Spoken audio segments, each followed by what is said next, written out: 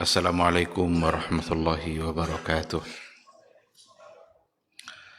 Innal hamdalillah nahmaduhu wa nasta'inuhu wa nastaghfiruh wa na'udzu billahi min shururi anfusina wa min sayyiati a'malina.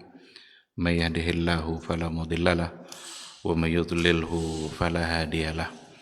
Asyhadu an la ilaha illallah wahdahu la syarikalah wa asyhadu anna Muhammadan abduhu wa rasuluhu la nabiyya wa la rasula ba'dah. Ikhwati fillah, ma'asyiral hadirin wal hadirat, bapak-bapak, ibu-ibu yang dimuliakan Allah, mari sama-sama kita awali kajian kita dengan mengucapkan puji dan syukur kepada Allah Subhanahu wa taala. Alhamdulillah, pada malam yang penuh berkah ini kita kembali dimudahkan oleh Allah untuk berkumpul, bertemu dengan saudara-saudara kita seiman yang tentu saja tujuannya sama, untuk mendapatkan ilmu dan ridha dari Allah Subhanahu wa taala. Masjid adalah tempat yang paling mulia, tempat yang paling dicintai oleh Allah Subhanahu wa taala, dan majelis ilmu adalah majelis yang paling dicintai pula oleh Rasulullah sallallahu alaihi wasallam. Berarti pada malam hari ini kita berada pada tempat yang paling mulia dan dalam kegiatan yang paling dicintai oleh Rasulullah sallallahu alaihi wasallam. Mudah-mudahan majelis ini benar-benar membuat kita menjadi mulia di mata Allah, benar-benar bisa menjadi wasilah untuk mendapatkan ilmu dan menjadi wasilah untuk semakin mengerti kita dengan agama yang telah dibawa oleh Rasulullah sallallahu alaihi wasallam. Sama-sama kita juga harus memperbanyak selawat dan salam untuk Rasul kita yang mulia, Nabi Muhammad sallallahu alaihi wasallam, khairul bashar. Tidak ada yang lebih mulia daripada Rasulullah sallallahu alaihi wasallam. Sungguh sangat beruntung ketika kita menjadi orang-orang beriman kepada beliau. Sungguh beruntung ketika kita menjadi orang-orang mencintainya, karena cinta kita kepada beliau itu akan menyelamatkan kita di hari mahsyar. Kata Rasul, anta ma'aman ahbabta, engkau di hari mahsyar kelak bersama orang yang engkau cintai. Jadi kalau kita mencintai Rasul kita, insya Allah kita akan bersama-sama dengan beliau, dan orang yang bersama Nabi di hari mahsyar pastilah menjadi orang yang selamat, bisa mendapatkan syafaat, pertolongan dari Rasulullah sallallahu alaihi wasallam atas izin Allah Subhanahu wa taala. Amin amin ya rabbal alamin. Ikhwati fillah, ma'asyiral hadirin wal hadirat rahimani Allah wa iyyakum. Kembali pada malam hari ini kita akan melanjutkan kajian As-Siratun Nabawiyah, sejarah perjalanan kehidupan Rasulullah sallallahu alaihi wasallam. Sudah sering kita ulang-ulang bahwa sejarah bukanlah hanya sebagai catatan tanggal, tempat, hari apa terjadi, bukan hanya itu, tetapi sejarah itu sesungguhnya adalah untuk kita ambil ibrah, untuk kita ambil pelajaran apa yang telah dialami oleh Rasulullah sallallahu alaihi wasallam dalam kehidupan agamanya dan dalam kehidupan dakwahnya. Takkan jauh-jauh pula dari apa yang dialami beliau akan dialami juga oleh umat Islam yang sesudahnya di dalam menjalani agamanya dan di dalam menjalankan amanah dakwah. Kalau Rasul menghadapi tantangan yang luar biasa di dalam menjalankan amanah dakwah, apakah dakwah hari ini tidak ada tantangannya? Pasti ada. Oleh karena itu ketika kita mempelajari sirah, menggali sejarah Nabi, tentu dari situ kita akan paham bagaimana cara Nabi menghadapi berbagai persoalan. Ketika Nabi sebagai seorang ayah, bukankah kita juga sebagai seorang ayah? Ketika Nabi sebagai seorang pemimpin, bukankah di tengah-tengah kita juga ada seorang pemimpin? Apa yang dialami oleh Nabi dalam keluarga, apa yang dialami oleh Nabi sebagai seorang pemimpin, bagaimana solusi yang beliau jalankan, yang beliau lakukan, itulah yang akan kita contoh dari sejarah beliau.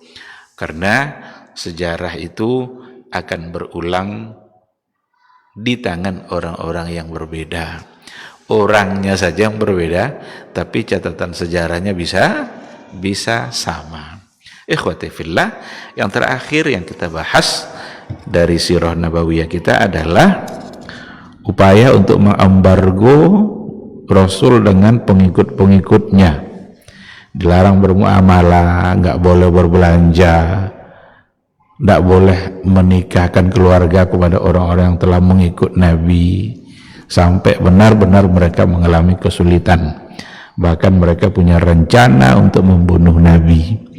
Tetapi Abu Talib sebagai paman, beliau tahu dengan rencana-rencana buruk orang-orang Quraisy bahwa niat mereka ingin membunuh Nabi.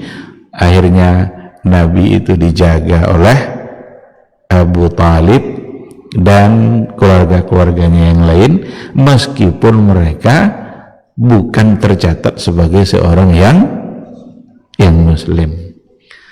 Oleh karena itu terkadang memang dakwah Islam ini bisa juga ada saatnya nanti mendapatkan pembelaan dari mereka yang bukan muslim. Karena Islam itu sesuai dengan fitrah manusia. Apa yang diajarkan oleh agama sesuai dengan fitrah yang dimiliki oleh manusia secara keseluruhan. Sehingga tindakan-tindakan buruk itu kan tidak sesuai dengan fitrah manusia. Maka tetap saja mereka dibela, Nabi juga dibela oleh keluarganya yang meskipun keluarganya tidak muslim. Dibuatkanlah kata-katanya tidak boleh bermuamalah, di apa namanya itu, ditempelkan kesepakatan itu di dinding Ka'bah, sampai pada akhirnya kesepakatan itu, kertas itu dimakan oleh rakyat, habis kata-katanya, maka berakhir pula lah embargo tadi. Nabi tidak berhasil mereka bunuh, meskipun pengikut-pengikutnya mengalami kesulitan yang luar biasa seperti yang sudah kita ceritakan. Tidak ada lagi apapun yang dimakan. Ada yang sampai keluar untuk pipis, lalu dia mendengar pipis itu jatuh di sesuatu yang sepertinya bisa dimakan, ternyata itu adalah kulit onta yang sudah kering. Akhirnya dibersihkan kembali, dilembutkan kembali, dan itu yang mereka makan.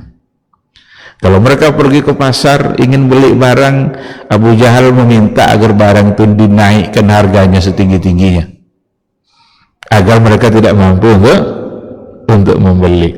Ketika nanti barang tidak dibeli, maka Abu Jahal akan mengganti harga untuk pedagang-pedagang yang tadi menaikkan harga. Itulah yang mereka lakukan.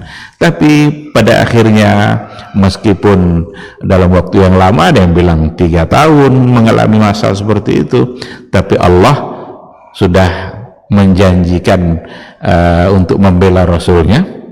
Karena Rasul utusan Allah, pasti Allah akan bela, sebab Islam belum sempurna. Lalu kenapa Nabi begitu sulit dalam menghadapi urusan dakwah, padahal Allah juga akan membela? Di sini juga pelajaran yang luar biasa, bahwa sesungguhnya dalam hidup yang kita jalani ini ada proses kehidupan yang tidak bisa kita elakkan. Nabi itu orang yang dijaga oleh Allah, selalu dibantu oleh Allah, tapi kok mengalami kesulitan juga. Nah, disinilah pelajarannya, bahwa proses kehidupan yang sedang kita jalani bersama itu adalah proses menuju penyucian jiwa dan pendekatan diri kita kepada Allah. Sekarang begini, bukankah Allah sudah jamin rezeki kita? Belum akan mati kita kalau rezeki masih ada. Tetapi tidakkah kita harus menjalankan proses untuk mendapatkan rezeki? Apakah rezeki akan datang begitu saja? Nah, ada proses, ada usaha. Usaha inilah yang akan menjadi ibadah yang dicatat sebagai kebaikan nanti di akhirat, itu yang berat timbangannya.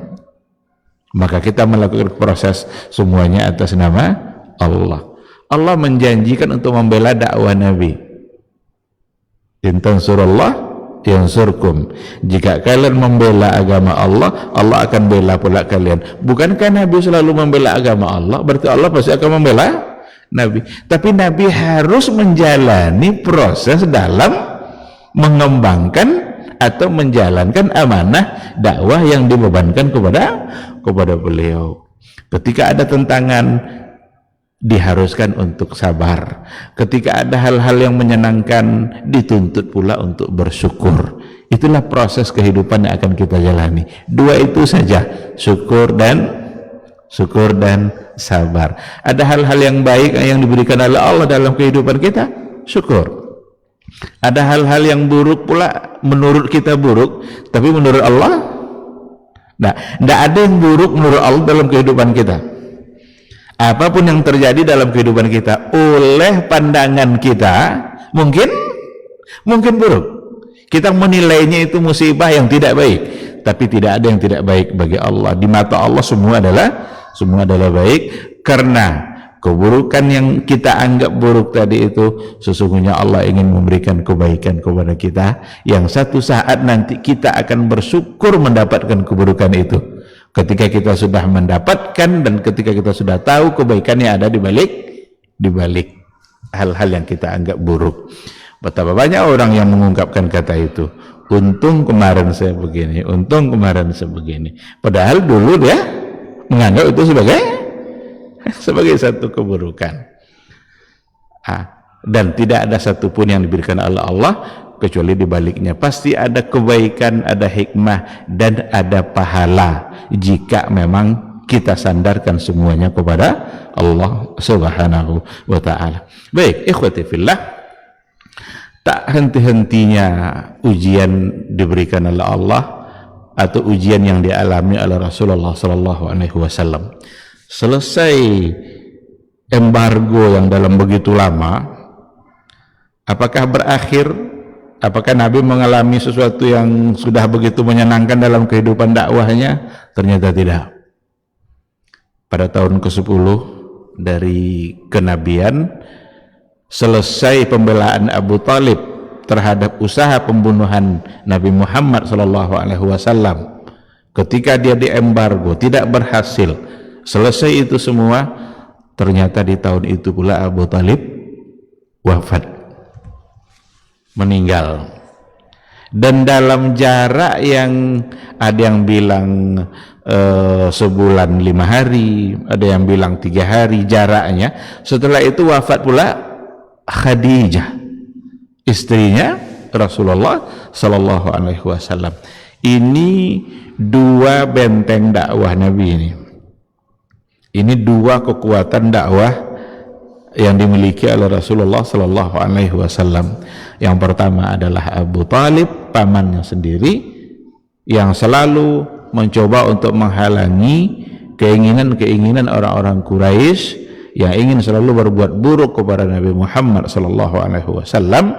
Tapi pamannya, meskipun dia tidak tercatat sebagai seorang muslim, memberikan pembelaan. Itulah contohnya pembelaan yang tadi itu. Tapi pada akhirnya itu saat dimana dia diwafatkan oleh Allah Subhanahu wa ta'ala di tahun yang ke-10 dari kenabian. Hitungan hari atau hitungan bulan berbeda catatan sejarah para ulama sejarah. Wafat pula istrinya bernama Khadijah, yang selama ini memang selalu memberikan kata-kata yang menghibur pada saat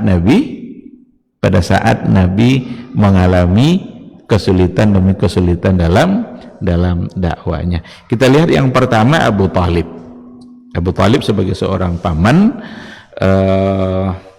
Rasul itu adalah keponakannya, karena Abu Talib itu dengan ayahnya Rasulullah sallallahu alaihi wasallam, Abdullah, itu adalah bersaudara.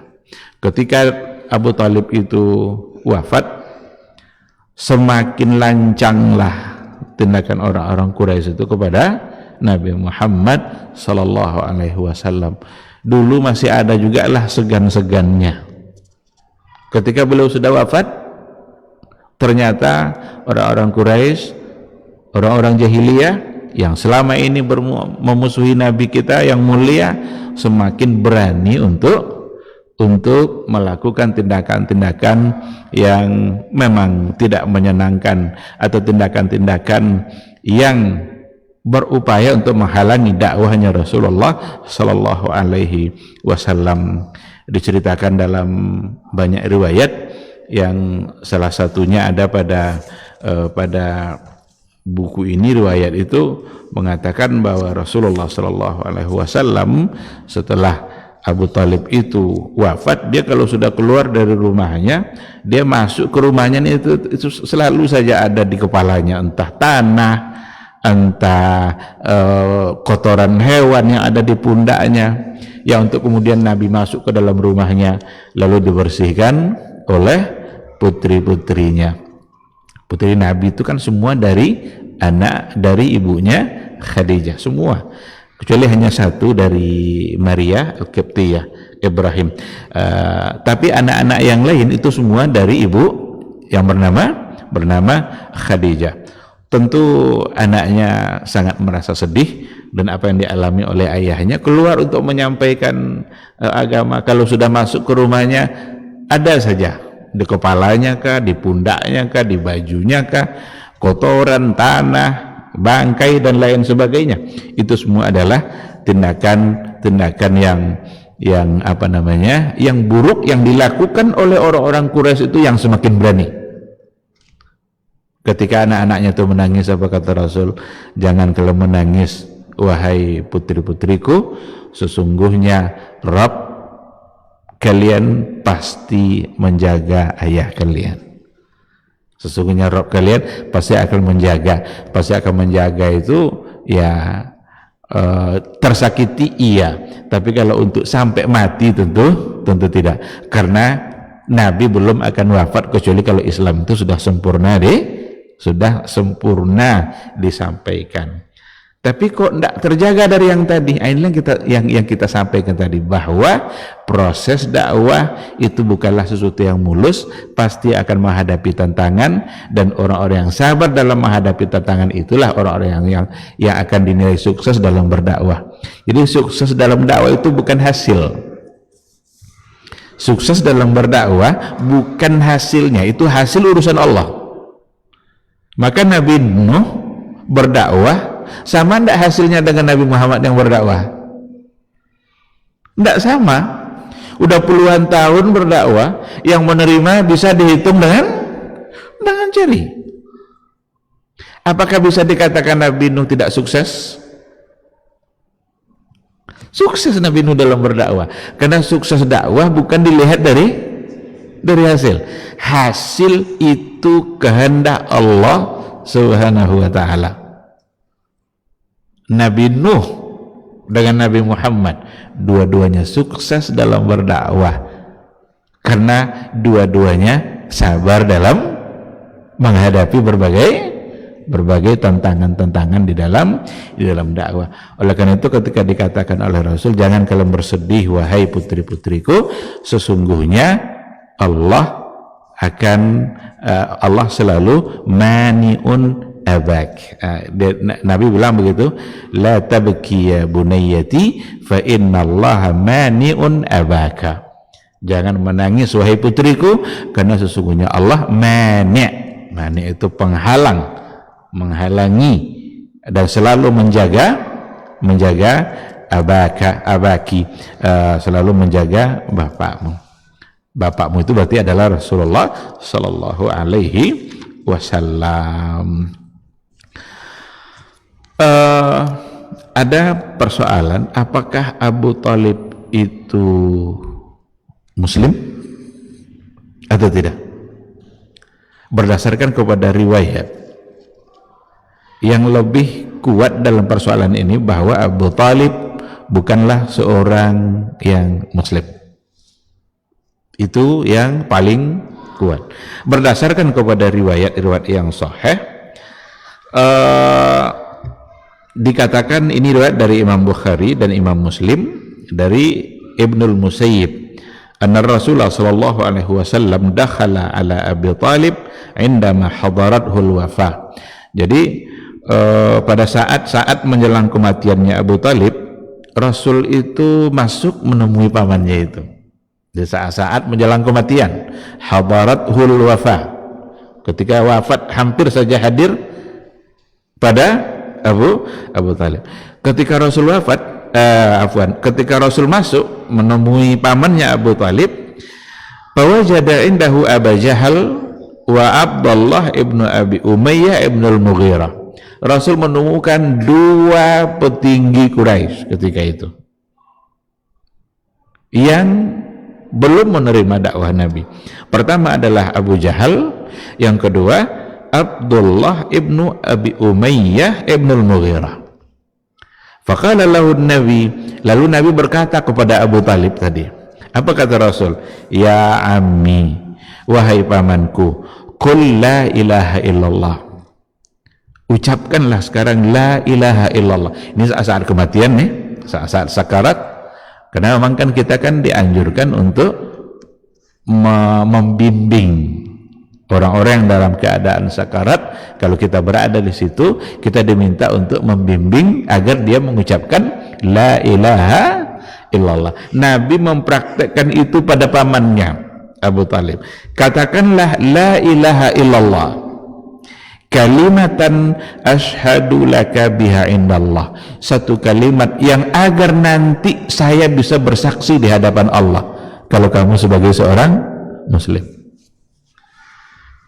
Ini yang diinginkan oleh Nabi, itu diperintahkan oleh Rasul kepada pamannya, wahai pamanku, ucapkanlah kalimat la ilaha illallah supaya nanti di akhirat kelak saya bisa bersaksi di hadapan Allah. Faqala Abu Jahal wa Abdullah ibnu Abi Umayyah, berkata Abu Jahal dan Abdullah ibnu Abi Umayyah kepada Abu Talib ketika Nabi mengajarkan, dua-duanya berkata, ya Aba Talib, wahai Abu Talib, atarghabu an millati Abdul Muttalib, apakah kamu akan membenci agamanya Abdul Muttalib? Mendengarkan kata-kata itu, ini yang nyuruh ucapkan la ilaha illallah Nabi Muhammad yang selama ini dia bela dakwahnya, sementara yang menyuruh untuk bertahan adalah petinggi-petinggi Quraisy yang selama ini mereka berada dalam satu level. Abu Talib, Abu Jahal, Abdullah ibn Abi Umayyah, orang-orang yang sangat dihormati di Arab pada masa jahiliyah ketika itu.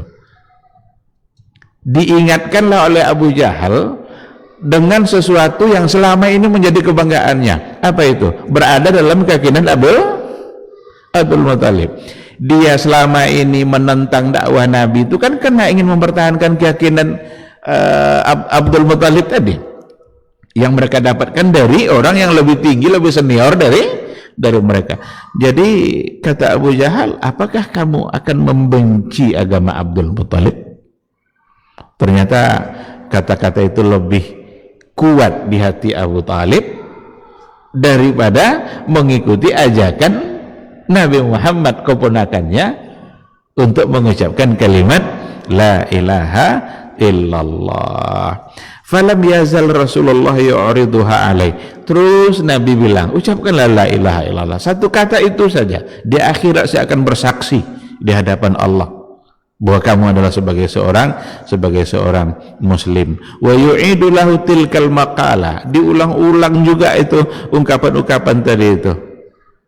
Tapi sampai pada akhir apa yang diucapkannya, huwa ala millati Abdul Muttalib, ternyata sampai pada akhirnya dia tetap mengucapkan sesuatu yang ternyata itu ala millati Abdul Muttalib, tetap saja dia bertahan di atas agama Abdul Muttalib. Wa aba yaqula la ilaha illallah, dan enggan dia untuk mengucapkan la ilaha illallah sampai pada akhirnya dia wafat. Ini riwayat yang memastikan bahwa Abu Talib adalah sebagai seorang yang bukan yang bukan muslim. Faqala Rasulullah, ketika dia sudah wafat, apa kata Rasul? Ama wallahi la astaghfiranna laka ma lam unha anka. Demi Allah, saya akan tetap beristighfar untukmu, memohon ampun untukmu, kecuali kalau saya dilarang. Selama saya tidak dilarang untuk melakukan itu.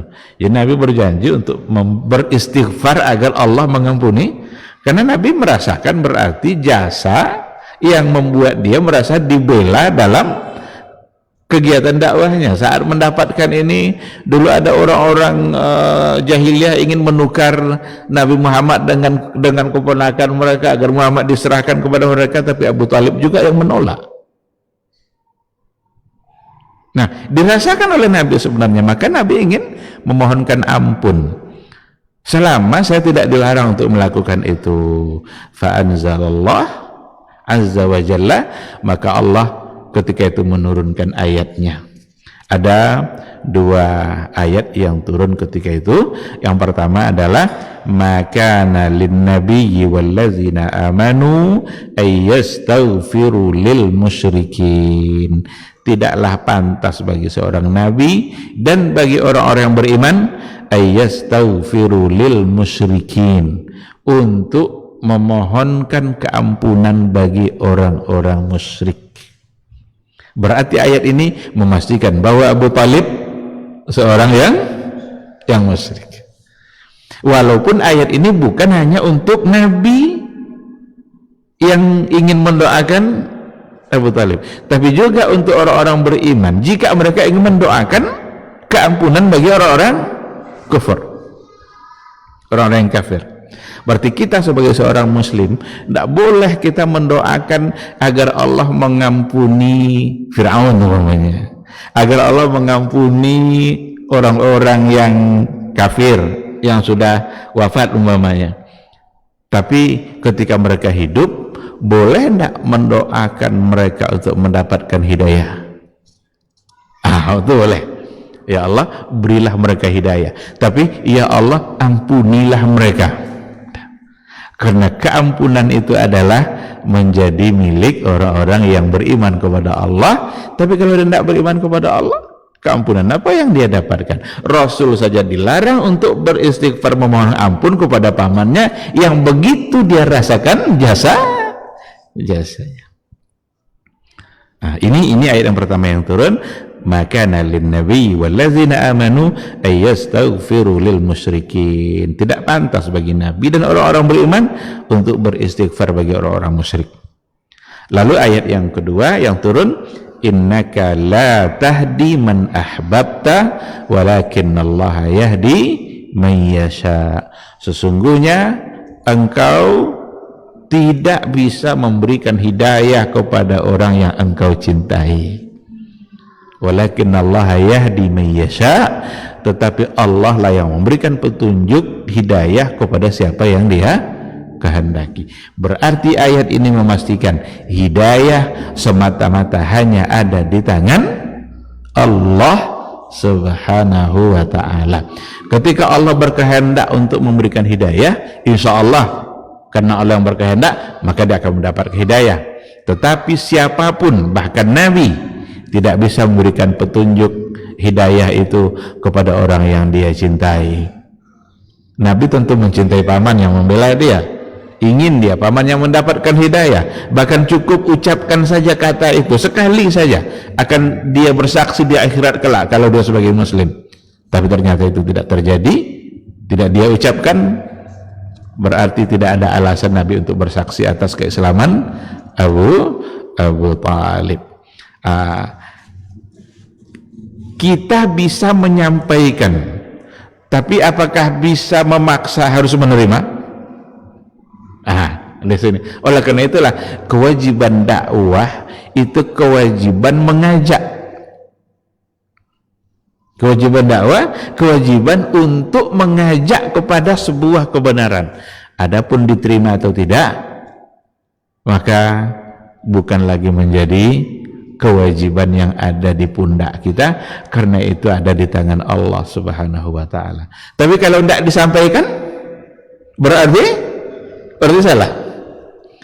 Kalau terjadi kesyirikan di tengah-tengah masyarakat, kesyirikan itu maksiat yang paling dimurkai oleh Allah Subhanahu wa taala.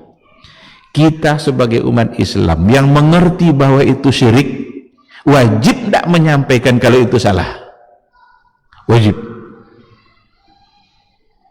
Harus disampaikan, ini salah, ini syirik, ini dalilnya, ini ayatnya. Tapi kalau sudah disampaikan lalu tidak diterima, apakah kita berdosa? Tidak, karena hasil itu urusan Allah. Kita diperlukan, dituntut untuk melakukan proses di dalam menyampaikan, dan itulah yang dilakukan oleh Rasulullah SAW. Beliau ajak pamannya untuk mengucapkan la ilaha illallah, tapi ternyata tidak berhasil.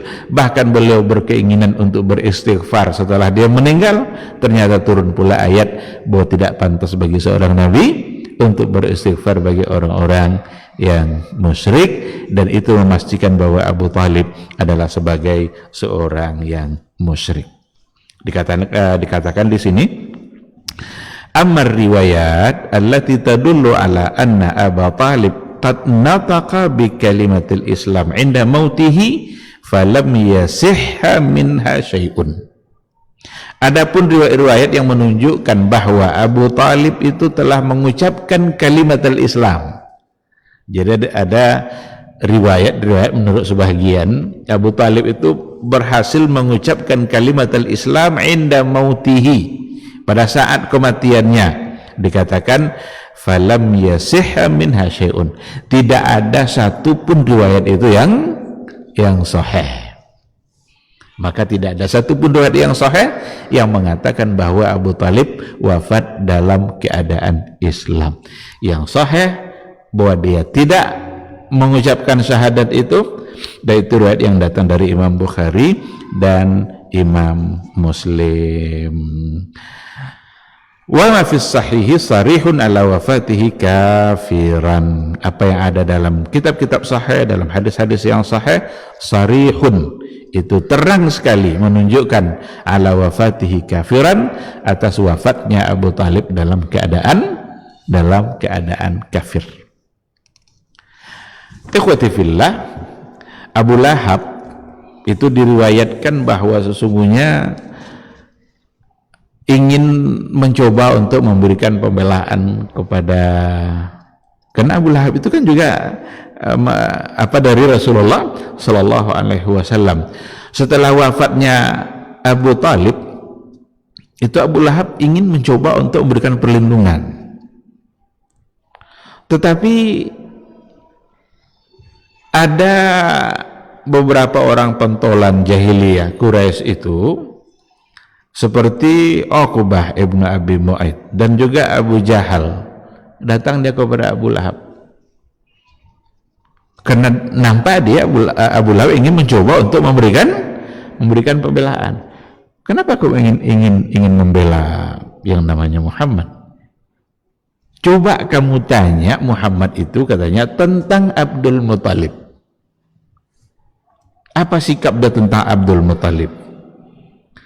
Datanglah Abu Lahab itu untuk menanyakan, liyas'alar rasula an Abdul Muthalib. Jadi Abu Lahab datang untuk menanyakan tentang Abu Talib.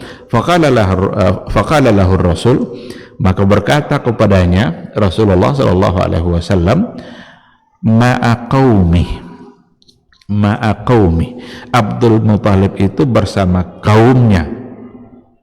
Lalu Abu Lahab membawa jawaban itu kepada orang berdua tadi, Uqbah dengan Abu Jahal. Saya tanya dia, katanya, tentang Abdul Muthalib. Dia bilang ma'a qaumi, dia bersama kaumnya.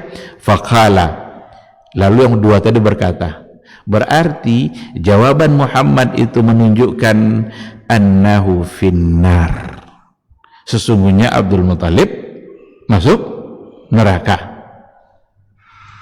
Faqala ya Muhammad, lalu ditanya betul sama dia, tidak lagi tentang siapa itu Abdul Muthalib.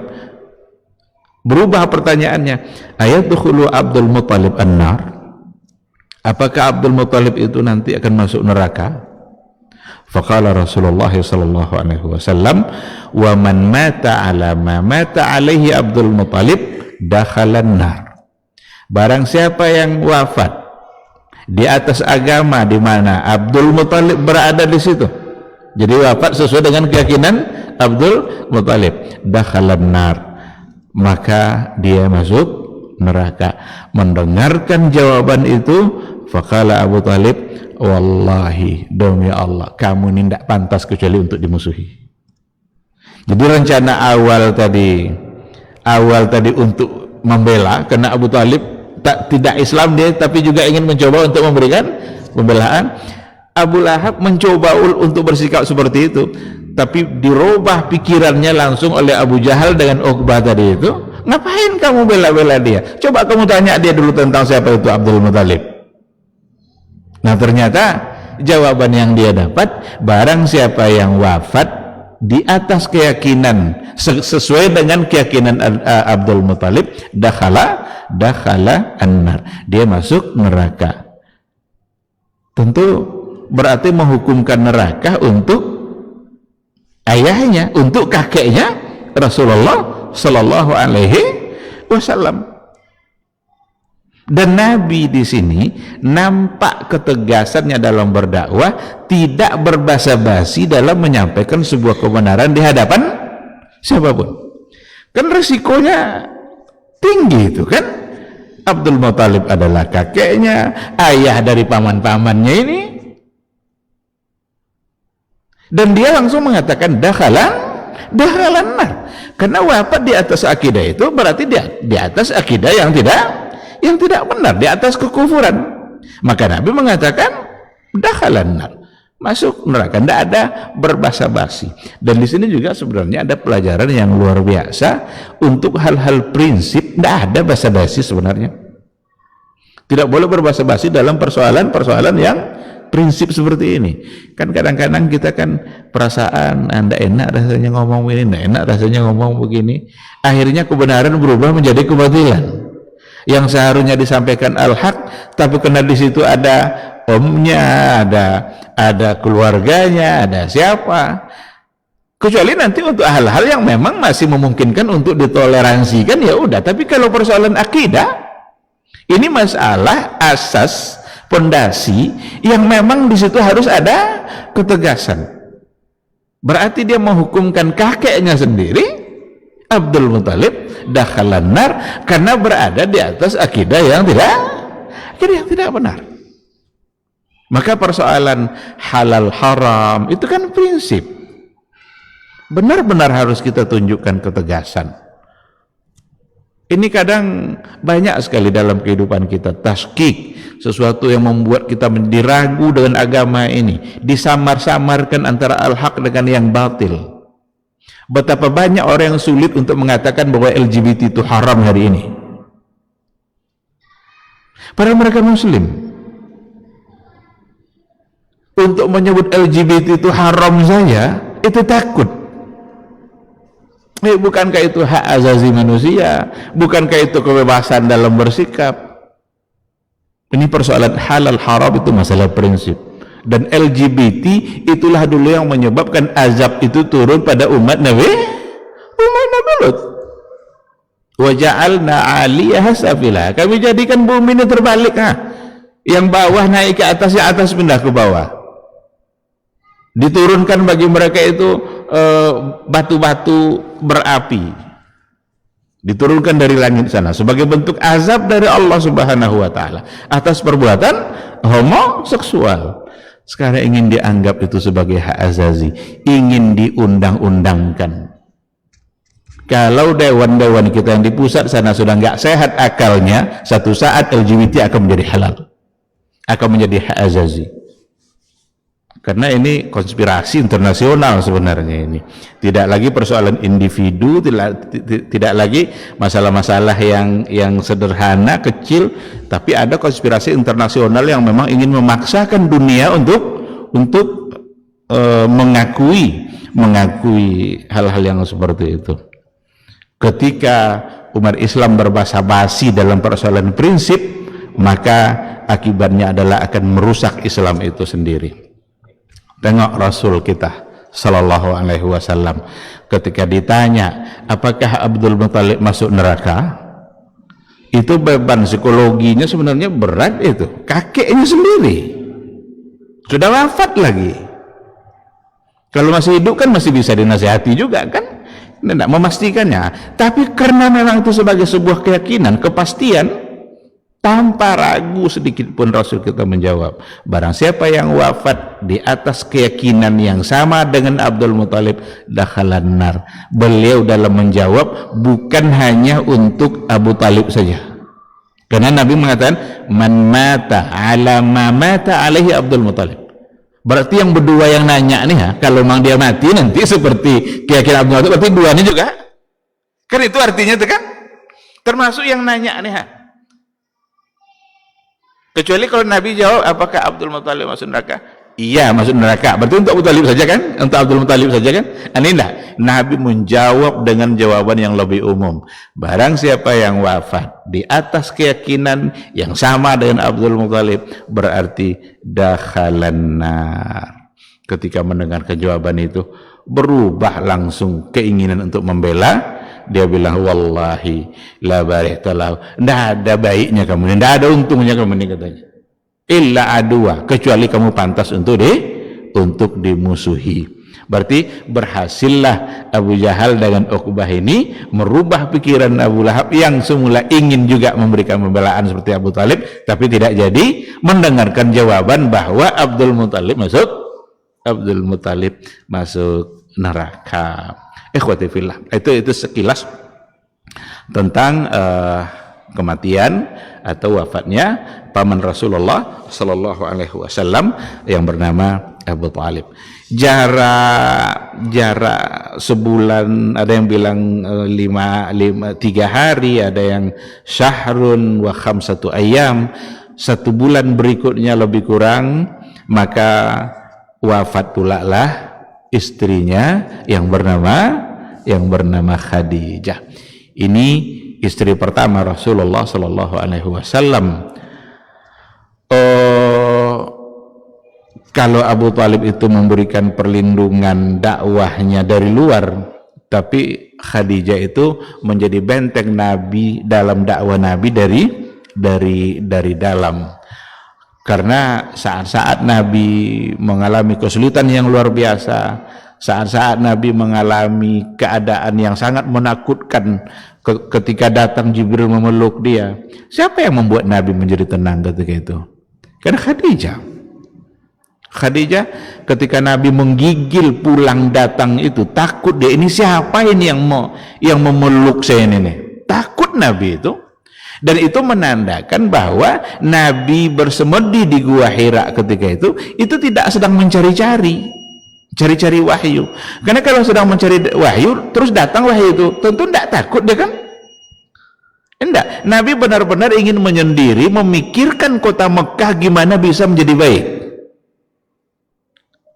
Jadi kalau ada orang kadang pergi ke gunung mana, bersemedi, bertapa di situ, nyari apa gitu kan, duduk berbulan-bulan tidak makan, mencari sesuatu. Nabi bukan seperti itu.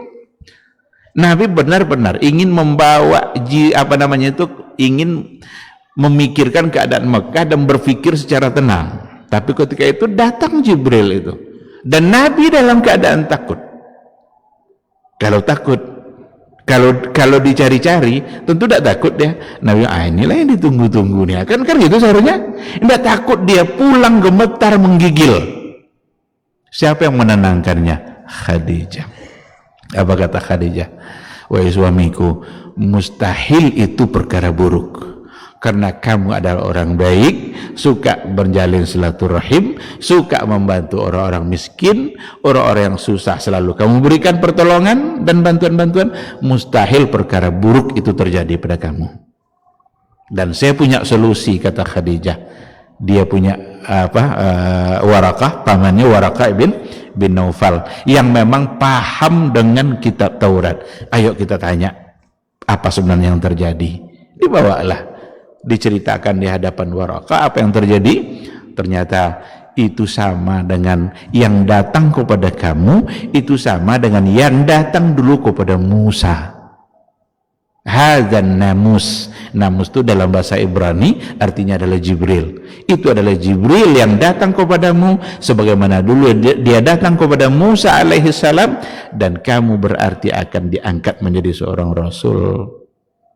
Dan nanti kamu kalau sudah diangkat menjadi rasul, pasti kamu akan ditentang, kata Waraqah bin Naufal. Dan jika saya masih hidup ketika itu, saya akan bela kamu sekuat mungkin. Tapi ternyata berselang beberapa lama, sebentar saja jaraknya, Waraqah pun wafat. Dan dalam hadis Nabi mengatakan Waraqah akan mendapatkan 2 surga. Berarti masuk surga, dan berarti dia Muslim. Beda tidak sama Abdul Muttalib tadi? Abdul Muttalib Nabi mengatakan finnar, tapi Waraqah masuk surga, bahkan lahu jannatan, mendapatkan dua surga. Karena dia bilang, kalau saya masih hidup saya akan bela kamu, dan dia masih berada dalam keyakinan yang dibawa dulu oleh Nabi Musa alaihi salam. Baik, ikhwati fillah, ini mungkin ya waktu Isya sudah masuk. Jadi dengan wafatnya yang 2 ini, benar-benar Nabi merasa sedih. Disebutlah oleh ulama sejarah itu dengan Amul Huzni, tahun bersedih. Walaupun nama itu tidak datang dari Nabi, tetapi ahli sejarah menyebutnya sebagai Amul Huzni, tahun di mana Nabi benar-benar merasakan kesedihan yang luar biasa. Untuk kemudian nanti dilakukan, dibawa untuk Isra dan Mi'raj. Nanti insya Allah kita sambung ceritanya. Dan sebelum Isra itu terjadi nanti Nabi hijrah ke Taif, bagaimana Nabi minta pertolongan, bantuan dakwah, tapi yang didapatkan justru bukan bantuan. Insya Allah pada pertemuan yang akan datang kita sambung. Semoga majelis ini menjadi ibadah bagi kita, dan semoga Allah selalu membuka pintu hati kita agar bersemangat untuk menuntut ilmu. Tidak ada sedikit pun ruginya duduk di majelis ilmu. Andaikan kita tidak membawa ilmu itu pulang, tapi duduk di majelis ilmu itu saja sudah mendapatkan keberkahan dari Allah Subhanahu wa taala, apalagi kalau kita pulang dengan membawa ilmu dan pengetahuan. Semoga ini menjadi saksi bagi kebaikan kita insyaallah. Amin amin ya rabbal alamin. Subhanakallahumma bihamdika asyhadu an la ilaha illa anta astaghfiruka wa atubu ilaik. Wassalamualaikum warahmatullahi wabarakatuh.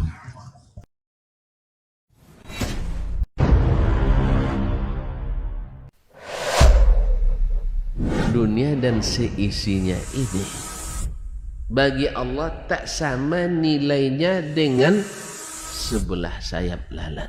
Barang siapa yang beramal untuk akhiratnya, Allah akan cukupkan baginya urusan dunia. Sayati zamanun 'alan nasi as-sabiru fihim qalqabit al-jamarah.